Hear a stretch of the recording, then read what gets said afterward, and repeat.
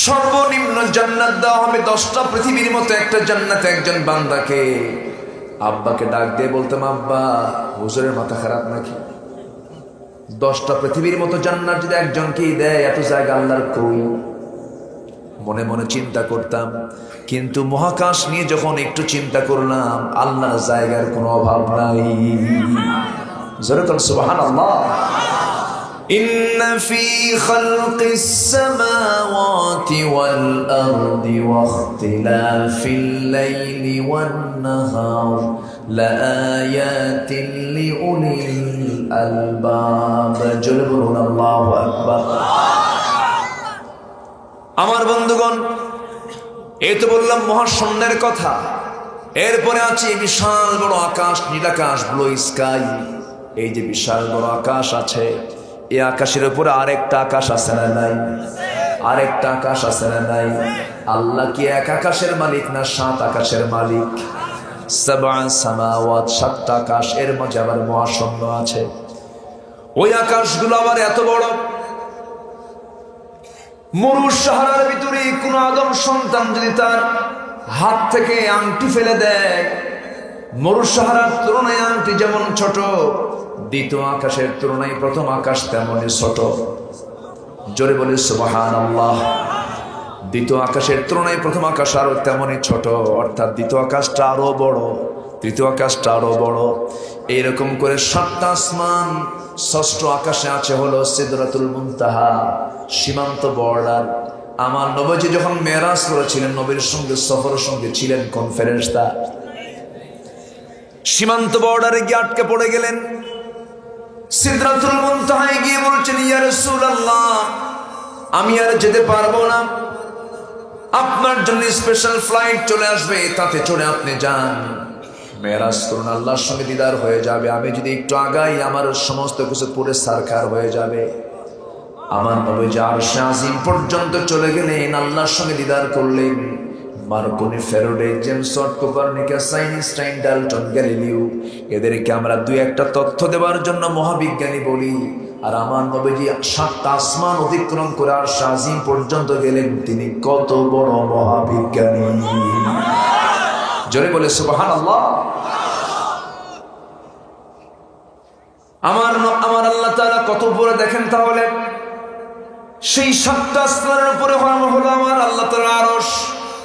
আর রহমান আলাল আরশি ইস্তাওয়া, তিনি আরশে আজিমের সমাসীন আছেন, কিন্তু সব কিছু তিনি সেখান থেকে অবলোকন করছেন, সব তিনি দেখেন, জানেন। তবে হ্যাঁ, প্রত্যেকটা রাতে তিনি এমন একটা সময় হয় যে সময় তিনি ফিসানা ইদ দুনিয়া, দুনিয়ার আকাশে চলে আসেন। সেই সময়টা হলো তাহাজ্জুদের সময়। ওই সময় 1 মাস ধরে বান্দারা এখন তাহাজ্জুদ পড়ে না, খেলা দেখে। আজকের মাহফিলে একটা খেলার প্রভাব আছে না? না আসতে বলবেন না? হুজুর কিন্তু সব দিকে তাল রাখে।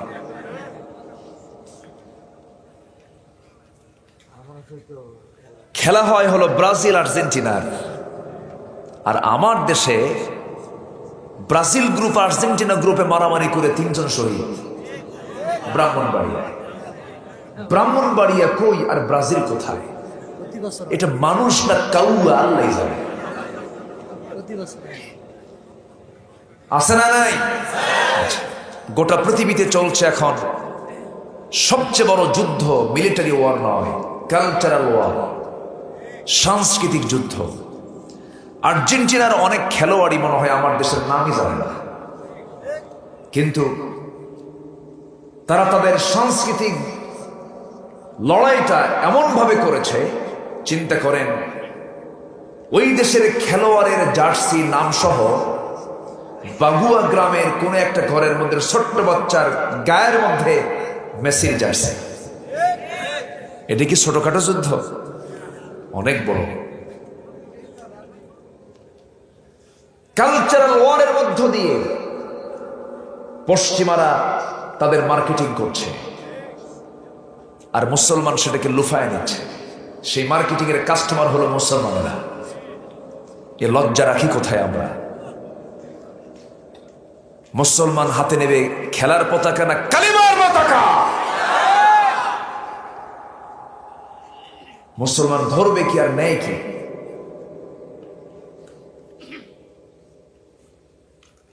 রাত 3টা বাজে আমি কক্সবাজার থেকে মাহফিল শেষ করে 12টার দিকে আসতেছে, রওনা দিয়েছি। প্রত্যেকটা মোড়ে মোড়ে প্রজেক্টর আর খেলা দেখতেছে। আর আল্লাহ প্রথম আকাশে এসে এদের জন্য ফেরেশতাদের মধ্যে সওয়াব লেখ নাকি? মুসলমান কি বেহুদা কাজে থাকে? মুসলমান কি কখনো বেহুদা কাজের সময় দেবে? তাদের সে টাইম আছে না।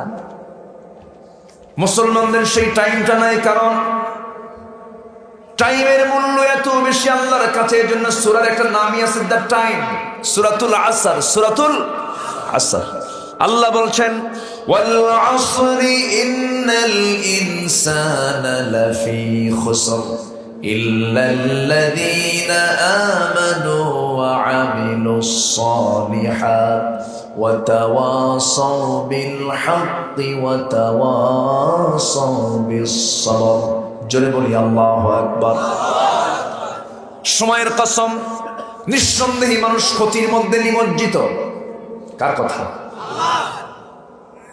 ইন্নাল ইনসানা খুলিকা হালুআ ওয়া ইযা মাসসাহুশ শাররু জাযুআ ওয়া ইযা মাসসাহুল খায়রু মানুআ। নিঃসন্দেহে মানুষ খুব কৃপণ প্রকৃতির। মানুষকে সৃষ্টি করা হয়েছে ছোট মন করে। যখন কোনো বিপদে পড়ে যায় ঘাবড়ে যায়, যখন সে ভালো কিছু পায় তখন সে আল্লাহকে ভুলে যায়। তখন সে কি আল্লাহ কি ভুলে যায়? তবে তারা ভুলবে না যারা ইল্লাল মুসাল্লিন, যারা মুসল্লি, যারা প্রকৃত নামাজি, তারা কখনো আল্লাহকে কখনো ভুলে যেতে পারে না। নামাজ পড়বো কয় ওয়াক্ত? আসতে বলবে না, নামাজ হবে কয় ওয়াক্ত? সবাইকে পড়তে রাজি আছেন নাকি? জোরে বলে ইনশাআল্লাহ। আরো জোরে বলে ইনশাআল্লাহ। আখিরি জামানায় মসজিদগুলো হবে পাকা, ইমানগুলো হবে কাঁচা। আর আমার নবীর যুগে মসজিদগুলো ছিল কাঁচা, ইমানগুলো ছিল পাকা। এত বিশাল বড় মসজিদ সব জায়গায় হয়ে যাচ্ছে, কিন্তু ফজরে কোনো মুসল্লি খুঁজে পাওয়া যায় না। মুনাফিক চেনার জন্য কিছু আলামত আছে। মুনাফিক চেনার জন্য কিছু আলামতের মধ্যে অন্যতম আলামত হলো মুনাফিকরা জোহর আসর মাগরিব এশা পড়তে পারে, কিন্তু ফজর নামাজ পড়তে পারে না। যখন দেখবেন আপনার ভিতর থেকে ফজর নামাজ মাইনাস হয়ে যাচ্ছে, ভাবতে হবে মুনাফিকই ঢুকছে। কি ঢুকছে? মুনাফিকই ঢুকে গেছে। নামাজ, ফজর নামাজ কাজা করবো না। জোরে বলি ইনশাআল্লাহ। ফজরের জায়গা পায় না হুজুর, জায়গা পাই না, ঘুমাই। আল্লাহ তাআলা খুব সহজ। বান্দারে হঠাৎ তোমার ঘুমটা লেগে গেছে, তুমি জায়গা পাও নাই, কোনো চিন্তা করো না। আমি 3 ব্যক্তির জন্য কলম তুলে নিয়েছি। 3 ব্যক্তির জন্য কলম লেখে না। কয় ব্যক্তির জন্য বলেন? রফিআল কালাম, কলমকে তুলে নেওয়া হয়েছে। নাম্বার 1, নির্দিত ব্যক্তি যে ঘুমায় তার জন্য কোনো গুনাহ লেখা হয় না। নাম্বার 2 হলো মস্তিষ্ক বিকৃত পাগল যারা, তাদের জন্য কোনো কলম লেখে না। তাহলে এখন বলুন, আমরা যে মাথা ঠিক হলা মানুষ আছি, তার চাইতে পাগলরা বিপদে না নিরাপদে? তাহলে তারাই তো ভালো। পাগলকে দেখে আমরা হাসি, পাগলকে দেখে আমরা কত কি বলি। আবার কোন পরিবারে যদি পাগল ছেলে হয়, প্রতিবেশীরা বলে তোর কপালে এটাই ছিল রে। কিন্তু না না, ও পাগলের বাপেরা, পাগলের মায়েরা মনক্ষুণ্ণ কখনো হবেন না। এটা আপনার জন্য পরীক্ষা।